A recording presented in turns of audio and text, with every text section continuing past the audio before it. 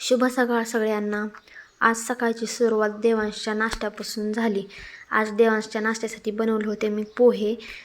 कढईत तेल टाकून कांदा आणि थोडीशी कढीपत्ता टाकून परतून घेतला। पोहे टाकले आणि मस्त पोहे बनवून देवांशला गोडी मुडी लावलं आणि गोड बोलून त्याला खाऊ घातले। आज आम्ही जाणार होतो रानात, त्यामुळे सगळी कामं लवकरच मी माझ्या कामाला सुरुवात केली। कपडे वगैरे मी धुवून घेतले, आईंनी स्वयंपाक बनवून घेतला आणि देवांशला लवकर आंघोळ घालून घेतली। देवांश रडतच होता आज आंघोळ करताना, त्याचं रोजचंच होतं। मग तो बाहेर चल म्हणून रडायला लागला, त्याचं आवरलं आणि त्याला उपीट आणलं बनवून। त्याला आम्ही सगळ्यांनी मिळून जेवण करून घेतलं, पण त्याच्यानं पटकीनं माझं जेवण आवरून घेतलं। देवांशला घेऊन बाहेर आले आणि रडत होता, त्यामुळे त्याला मी दारात असलेलं आमच्या अंजिराचं झाड दाखवलं।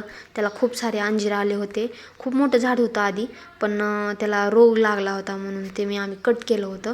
ते आणखीन फुटले आणि त्याला खूप सारे अंजीर आले। तर देवांश गाडीची चावी घेऊन तयार होता त्याला बाहेर घेतलं। आम्ही निघालो तर रानात शेतामध्ये, तर शेतात निघालो। म्हणलं घरी रोजच बोर होत होतं बसून, म्हणलं आज त्याला रानात जाऊन चक्कर मारून यावी।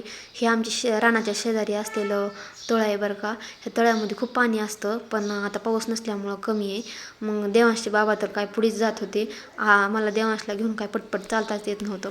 मग आम्ही गेलो रानात असलेल्या आंब्याच्या झाडाखाली। देवांश काय बघा कसा त्या रानातून चालायचा बघतोय, पण त्याला तिथून चालताच येत नव्हतं। हे बघा, हे आहे आमचं रान। त्या रानात लावली होती सोयाबीन आणि हे आहे आमचं आंब्याचं झाड आणि त्या पलीकडल्या रानामध्ये पण आहे दुसरं एक आंब्याचं झाड। मग देवांश बसला आपला शांत। मग आम्ही झाडावर चढायचा प्रयत्न केला, मी चढले झाडावर आंब्याच्या। म्हणला लई दिवसातून आज आंब्याच्या झाडावर चढले बरं का, पण कारण मी खूप लहान होते त्यावेळेस आम्ही गावाकडे वापस निघालो। वापस येताना बघा आम्हाला रस्त्यामध्ये काय दिसलं, देवांश बाबा एवढ्या साऱ्या मेंढ्या आता कुठं बघायला जास्त भेटत नाहीत। संध्याकाळी जेवणामध्ये बनवायला घेतला होता खिचडी भात। त्यासाठी सगळं टोमॅटो, कांदा, हिरवी मिरची, बटाटो सगळं चिरून घेतलं आणि मग कुकरमध्ये परतायला टाकलं। खिचडी भात बनवून घेण्यासाठी घेतला। याच्या आधीच भांड्यामध्ये बेसन पीठ घेऊन त्याच्यामध्ये ढोकळ्यासाठी पीठ भिजू घातलं होतं। ते 10 मिनटं भिजण्यासाठी ठेवून दिलं आणि इकडे गॅसवर कुकर ठेवून खिचडी भात बनवायला घेतला। तेलामध्ये पाणी सामान परतून घेतलं, पाणी वगैरे टाकून घेतली, मीठ टाकून घेतलं आणि स्वच्छ मुगाची डाळ आणि तांदूळ धुवून घेतले। तांदूळ आणि मुगाची डाळ धुवून टाकून दिली।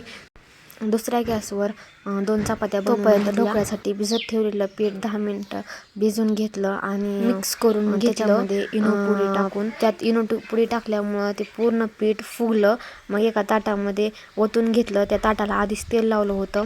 एक पाटी गॅसवर ठेवली, त्यामध्ये पाणी उकळायला ठेवलं आणि ते ताट त्याच्यामध्ये ठेवून दिलं। त्यावर एक मोठं भाकरीचं ताट झाकलं आणि वजनदार वस्तू ठेवून घेतली, त्यामुळे काय वाफ बाहेर जाऊ नये म्हणून। आणि हा बघा ढोकळा तयार झाला। संध्याकाळच्या जेवणामध्ये ढोकळा